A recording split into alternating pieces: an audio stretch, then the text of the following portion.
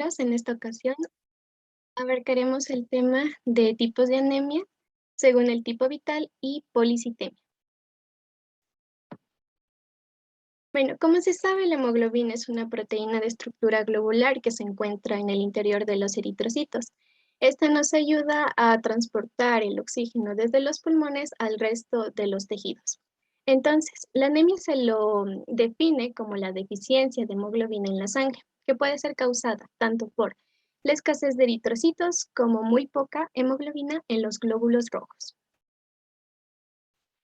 En estas circunstancias, es importante conocer el rango normal de hemoglobina. En hombres adultos corresponde a 13,2 a 16,6 gramos sobre decilitro y con respecto a mujeres adultas corresponde a 11,6 a 15 gramos sobre decilitros. Es importante reconocer el rango normal de la hemoglobina, ya que si se presentan intervalos de hemoglobina por debajo de lo normal, quiere decir que la persona presenta anemia. Entonces, los tipos de anemia. En primera instancia está la anemia hipocrómica microcítrica, o también denominada anemia por pérdida de sangre. Es decir, que si se presenta una hemorragia muy rápida o corta, el organismo puede sustituir el líquido del plasma de 1 a 3 días. Si no ocurre una segunda hemorragia, el organismo puede llegar a la concentración normal de eritrocitos. Sin embargo, si una persona presenta pérdidas continuas de sangre, la absorción del hierro será insuficiente en el intestino, lo que quiere decir que no se va a formar correctamente cantidades normales de hemoglobina. Esto produciendo que los eritrocitos sean de menor tamaño o también que los eritrocitos presenten muy poca hemoglobina. Sigue la anemia aplásica idiopática. Partiendo del concepto aplasia que corresponde a la disfunción de la médula ósea, esta se puede deber a factores como la exposición a radiación o a quimioterapias. Es cierto que al exponernos a este tipo de factores puede causar daños en las células madre de la médula ósea y posteriormente llevar a una anemia. También la exposición severa a productos tóxicos como por ejemplo insecticidas o también al benceno de la gasolina que puede incidir de igual manera en consecuencias como de la exposición a radiación o a quimioterapias. Y también los trastornos autoinmunitarios, en el que el sistema inmune ataca a las células sanas. En este caso, ataca a las células de la médula ósea. Todos estos factores, como ya se mencionó, em, van a provocar que la médula ósea no funcione de manera correcta, lo que va a limitar la producción de eritrocitos. Bien. Sigue la anemia megaloblástica. Esta se da básicamente por la pérdida de vitamina B12 y también del ácido fólico. Asimismo como el factor intrínseco de la mucosa gástrica. Es decir, que si una persona presenta esprue intestinal, es decir, que no puede o no tiene la suficiente nutrición, ya que la absorción no es correcta, en este caso de la vitamina B12, el ácido fólico, va a incidir en la reducción de la reproducción de eritroblastos. ¿Qué quiere decir? Que los eritroblastos no van a poder proliferar de manera rápida para mantener las condiciones normales o la cantidad normal de eritrocitos. En compensación a esto, se va a producir eritrocitos demasiado grandes con formas muy extrañas, o también como se le denomina megaloblastos, que estos asimismo tienen una membrana muy frágil que va a incidir en que los eritrocitos se rompan fácilmente. Y por último está la anemia hemolítica. Esta se da por enfermedades hemolíticas, produciendo que los eritrocitos sean frágiles. Y esto va a dar la facilidad que se rompan estas células. Como dos ejemplos se puede mencionar la esferosis hereditaria y también la anemia falciforme. Que la esferosis hereditaria, como se puede observar en la imagen izquierda, se presenta un eritrocito con forma esférica en comparación al eritrocito bicóncavo normal. Al tener esta forma esférica, el eritrocito no va a tener la suficiente contractibilidad, lo que al momento de pasar el recorrido normal por la circulación sanguínea, va a romperse y por lo tanto va a existir una escasez de eritrocitos. Asimismo está la anemia falciforme, que bueno, esta generalmente se presenta en personas afrodescendientes o de raza negra, que quiere decir que la hemoglobina presenta una hemoglobina S en comparación a los eritrocitos normales, lo que quiere decir que el eritrocito va a tener una forma de oso. Esto de igual manera va a dificultar en el proceso de circulación normal del flujo sanguíneo. Entonces, los efectos de la anemia en el sistema circulatorio son, en primera instancia, la reducción de viscosidad sanguínea. Al presentarse la viscosidad sanguínea, los vasos sanguíneos van a disminuir la resistencia al flujo sanguíneo.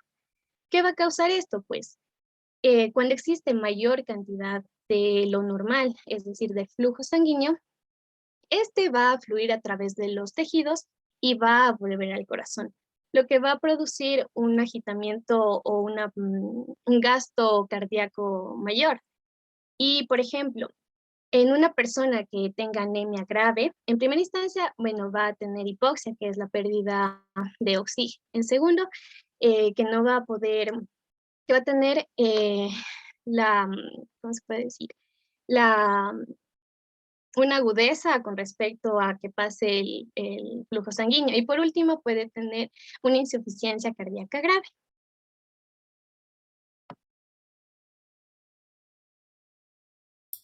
Ya, a continuación vamos a presentar el tema de policitemias. También se lo conoce como poliglobulia o eritrocitosis.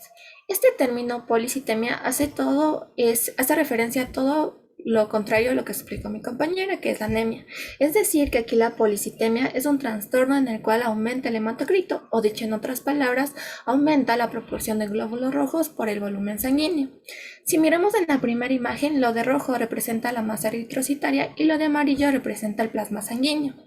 En el primer hematocrito, este va a poseer valores normales que una persona debe tener de 40 a 45%. Mientras que en el lado más derecho encontramos de una persona que tiene anemia, por lo tanto el porcentaje de su hematocrito va a ser menor de la masa eritrocitaria. Más a la derecha tenemos una persona que tiene el hematocrito con policitemia, haciendo este nuestro tema de aprendizaje, ya que este va a ser el aumento de masa eritrocitaria. Y finalmente en el hematocrito del final tenemos de una persona con deshidratación, en el cual, bueno, si alguien me podría ayudar con alguna diferencia y semejanza que pueden observar entre el primer hematocrito y el final, solo mirando la gráfica.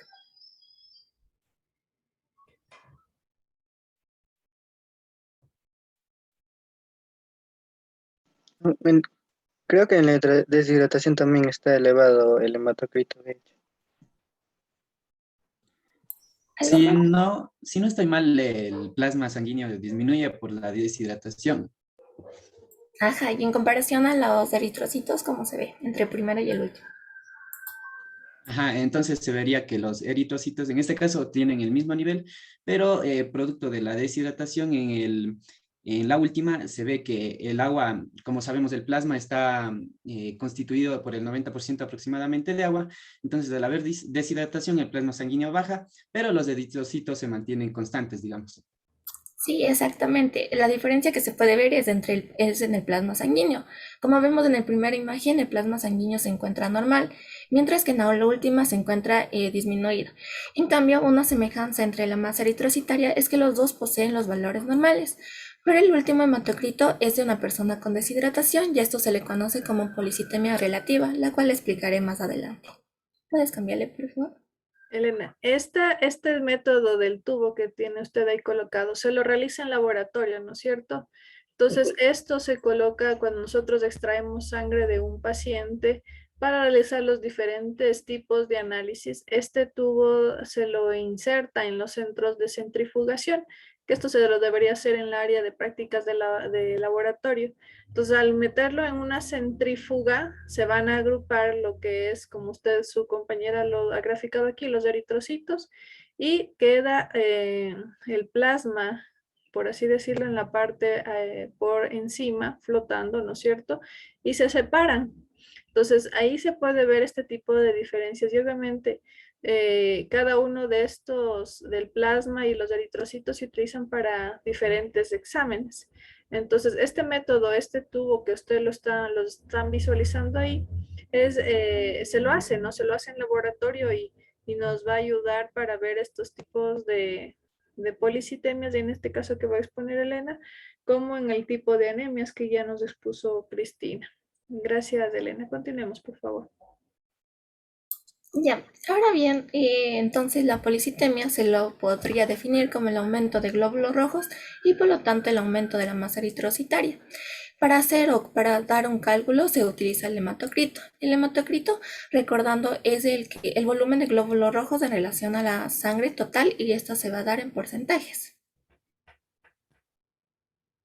Ya, el hematocrito puede variar de acuerdo a diversas circunstancias como es en el sexo, ya que los hombres poseen mayor cantidad de masa eritrocitaria que las mujeres. Un hombre tiene policitemia cuando su hematocrito es mayor que el 50% y en comparación con las mujeres tiene policitemia cuando tiene mayor a 45%. Otro de los factores también es la edad, ya que comparar un hematocrito de un niño con de una persona de mayor de edad van a dar diferentes rangos. Y finalmente la altitud, ya que hay personas que viven en lugares con alturas elevadas y por lo tanto la producción de eritrocitos va a ser mayor. Ahora bien, los tipos de policitemia que tenemos son la policitemia secundaria, la policitemia vera, también conocida como eritremia, o también conocida como policitemia primaria, y la policitemia relativa. La policitemia secundaria, esta se va a dar cuando el tejido se vuelve hipóxico. Esto quiere decir que hay poco oxígeno en el aire respirado, como en las personas que viven en altitudes elevadas o porque no llega oxígeno a los tejidos, por ejemplo, en una insuficiencia cardíaca o también en problemas respiratorios. Es por ello que aquí los órganos hematopoyéticos, como lo son el vaso, los riñones y la médula ósea, producen automáticamente grandes cantidades de eritrocitos. Pero ahora la pregunta que se nos viene es por qué o a qué se debe cuando existe una disminución de oxígeno, nuestro cuerpo tiende a producir demasiados glóbulos rojos. ¿Si alguien sabe?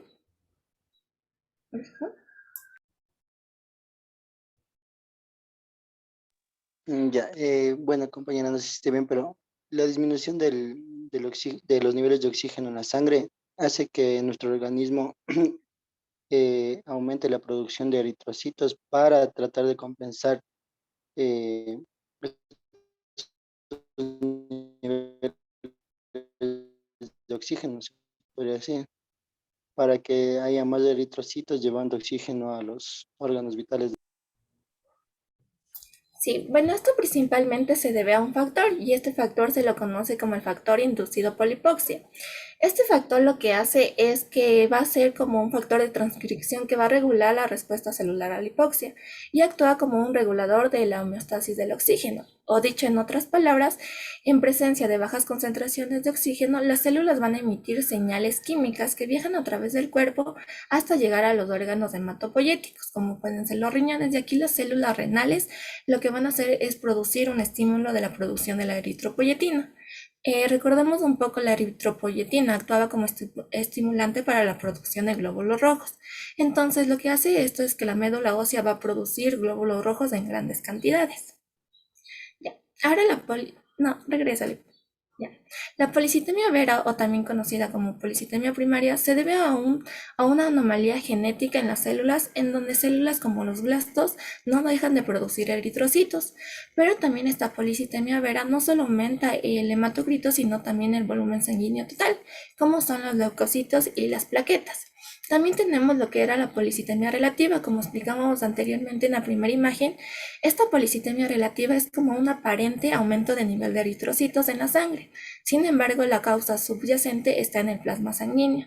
Esta policitemia relativa a menudo está asociada por la pérdida de fluidos corporales, como por ejemplo cuando se sufre alguna quemadura, deshidratación y también estrés. Dentro de la policitemia fisiológica, que se podría decir que es un derivado de la policitemia secundaria, se debe a personas que viven en altitudes, ya que la producción de glóbulos rojos va a ser mayor. Ya, a continuación tenemos las diferencias entre las policitemias. La masa eritrocitaria, tanto en la policitemia vera como en la policitemia secundaria, se encuentra aumentada, mientras que en la policitemia relativa es normal. El volumen plasmático en las dos primeras es normal, mientras que en la última es disminuido. El hematocrito en las tres se encuentra aumentado, pero haciendo la referencia que en la policitemia relativa se hacía como una falsa ilusión, pero poseía los valores normales del hematocrito, es decir, de la masa eritrocitaria. Otras líneas aumentadas se pueden ver solo en lo que es la policitemia vera, mientras que en las otras no. Y los niveles de eritropoyetina en la policitemia vera se va a encontrar disminuido normal, en la policitemia secundaria aumentada y en la policitemia relativa normal. Y esto es muy importante, ya que los niveles de eritropoyetina nos van a permitir identificar las causas que pueden estar dando cada una de estas policitemias. Y finalmente hemos hecho un cuadro que nos va a permitir identificar las causas o a qué está asociado cada una de estas policitemias. Entonces, la poliglobulia, también conocida como policitemia, para detectar estos casos se hace un estudio de masa eritrocitaria, en la cual si nos da un porcentaje normal, esto va a ser una falsa eritrocitosis o también conocida como policitemia relativa, la cual se da por un uso excesivo de diuréticos. En el caso que el estudio de masa eritrocitaria haya sido elevado, se procede a hacer un examen de la eritropoyetina. Si esta eritropoyetina nos da valores bajos o normales, van a estar asociados a lo que es una enfermedad primaria de la médula ósea o también conocida como policitemia vera, en la cual los blastos producían exceso de glóbulos rojos. Ahora bien, si la eritropoyetina es alta, esto va a estar asociado a una eritrosis secundaria. Y para detectar la causa de esta se procede a hacer una oximetría de pulso, en la cual si la saturación es menor que 92, va a estar asociada a ciertas enfermedades cardiopulmonares o también a enfermedades respiratorias. En el caso que la oximetría de pulso sea mayor que 92, existe dos posibilidades. Si el paciente es fumador, entonces va a tener mayor afinidad por lo que es el monóxido de carbono, también conocido como carboxihemoglobina. En el caso de que no sea fumador, se realiza una presión parcial del oxígeno. Si este valor nos va a ser normal, puede estar asociado a aplasias, como pueden ser tumores renales. En el caso de que esta presión sea mayor, la hemoglobina va a tener una alta afinidad por el oxígeno, es decir, que no tiende a soltar el oxígeno con facilidad. ¿Hasta ahí una pregunta o sí, seguimos? A ver, debe estar claro, ¿no? En cuanto a lo que ya hemos revisado de anemias, por favor, se debe tener un claro panorama de lo que es una anemia, qué es hemoglobina, qué es hematocrito. No sé si esos conceptos están claros para sus compañeros. Si alguien me ayuda diciendo qué es hemoglobina, qué es la hemoglobina y qué es el hematocrito.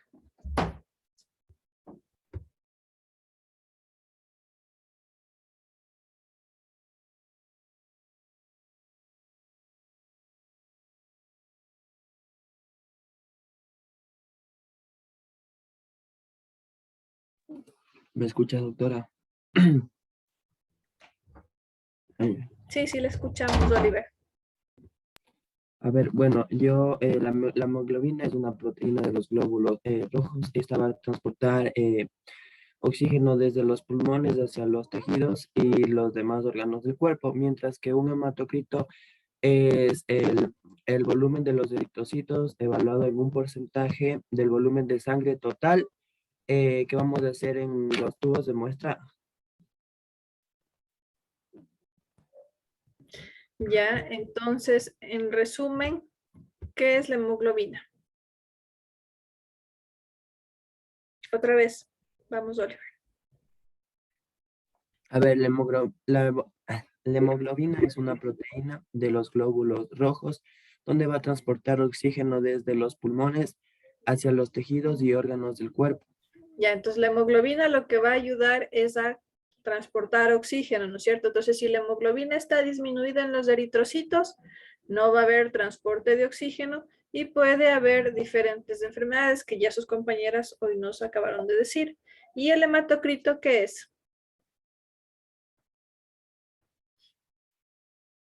Oliver. Bueno, el hematocrito es el volumen de los eritrocitos medido en un porcentaje del volumen total de la sangre que vamos a realizar en la toma de muestra. Ya, entonces ambos dos están relacionados, ¿no es cierto? Y se calculan, no sé si ustedes han visto cuando, ahora último, si ustedes, no sé si al pedir exámenes a sus familiares se han tomado la molestia de revisar que existen estos dos valores de la hemoglobina y el hematocrito, ¿sí? Entonces, como su compañero Oliver nos dice, el hematocrito es el porcentaje, pero todo va en relación. Generalmente el hematocrito lo hacen calculado. ¿Alguien de ustedes sabe cómo es la fórmula de cálculo del hematocrito?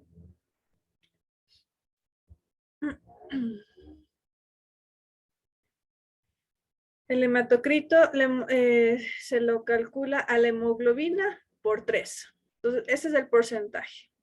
Sí, generalmente esto lo hacen en los laboratorios y nosotros debemos ir siempre teniendo una escala de cómo se va manejando esto, porque hay veces que los laboratorios no nos ayudan, pedimos un examen y lo hacen solamente calculado y hacen mediante esta fórmula que les acabo de comentar, que lo hacen la hemoglobina, lo multiplican por 3 y les da el valor del hematocrito. Y de ahí eso está mal tomado. Entonces debemos solicitar que cuando se hagan los distintos exámenes de laboratorio para calcular hemoglobina y hematocrito se lo haga con las medidas que debe hacerse en un laboratorio para nosotros no dar un mal diagnóstico a nuestros pacientes o a nuestros familiares cuando nos dan estos valores, ¿sí? Entonces, la hemoglobina es el valor que debemos tenerlo en cuenta, que es lo que nos están diciendo ahora sus compañeros en cuanto a lo que se está manejando en el caso de anemias, que la anemia es un déficit de hemoglobina, ¿no es cierto? Entonces, hay baja de hemoglobina, por lo tanto, no hay el suficiente transporte de oxígeno y se ve afectado los diferentes órganos. Entonces, al disminuir el transporte de oxígeno, lo que va a ocurrir es que va a empezar nuevamente la eritropoyesis, la eritropoyetina va a aumentar y se va a, de alguna forma, a intentar el cuerpo, en nuestro cuerpo humano, en recuperarlo de manera fisiológica. Entonces, sus compañeros ya nos ayudaron en cuanto a lo que es anemia. Hay anemias por pérdidas de sangre, anemias aplásicas y anemias metabólicas, ¿no? Hemolíticas, perdón. Dentro de todos estos tipos de anemias debemos ir diferenciando cuáles son cada una de las causas, que ya nos dijeron sus compañeras. Y en el caso de las policitemias, lo que debemos ir vigilando son las policitemias secundarias y la policitemia vera, que son las principales causas de policitemia. Bueno, veo que sus compañeras tienen aquí un caso que los voy a dejar que continuemos. Ya, el primero dice, paciente masculina de 69 años que fue referido a consulta externa de hematología con antecedentes de ser atendido por el servicio de urgencias por insuficiencia cardíaca. Su hematocrito es de 85% y su hemoglobina de 15,6 gramos por decilitro. La pregunta 1 es, según su hematocrito, ¿el paciente tiene anemia o policitemia? Justifique su respuesta. Si alguien desea participar, por favor. Cristian alzó primero la mano. A ver, según el caso podemos definir que es una policitemia debido a que su valor hematocrito se encuentra sobrepasando los 50%, que es el valor normal. Sí, está bien. Los valores normales eran de 40 a 45%. Por lo tanto, tiene 85, entonces su hematocrito está en un rango elevado. Sí, está bien. A ver, el Cris. Ya, la pregunta 2 es, ¿qué tipo de policitemia tiene el paciente? Fundamente su respuesta. Angélica. A ver, bueno, el paciente posee una policitemia secundaria y esto es porque ahí se mencionaba que uno de los síntomas de la policitemia secundaria es la insuficiencia cardíaca, la cual va a producir una hipoxia y la hipoxia esta va a producir que no va a llegar el oxígeno suficiente a los tejidos. Sí, sí, está bien. Uno de los, se podría decir, una enfermedad asociada es la insuficiencia cardíaca, la cual produce o es un síntoma de la policitemia secundaria. Y la pregunta 3 es, ¿cómo está la producción de eritropoyetina en el paciente? Selena. Ya, entonces, según lo que mencionó nuestra compañera, la eritropoyetina sería elevada, ya que como hay una hipoxia, entonces se generan estímulos para que se libere la hormona de la eritropoyetina y por ende se generen más glóbulos rojos. Sí, sí, está bien.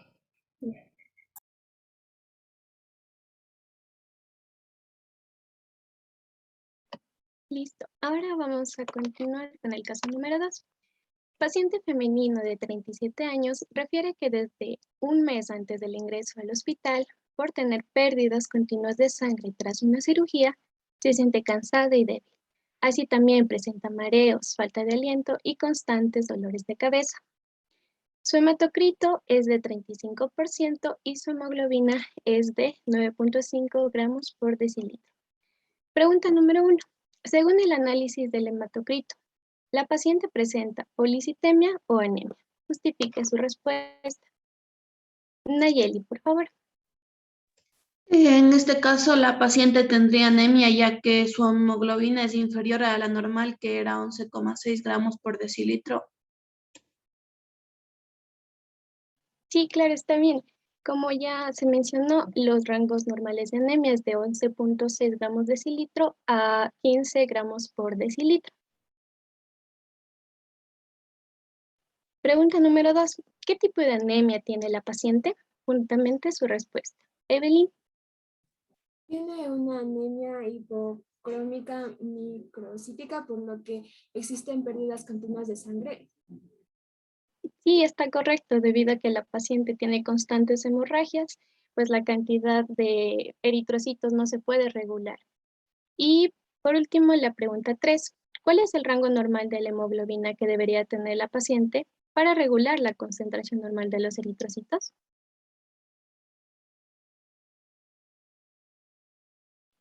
Oliver. Aló, ¿me escuchas?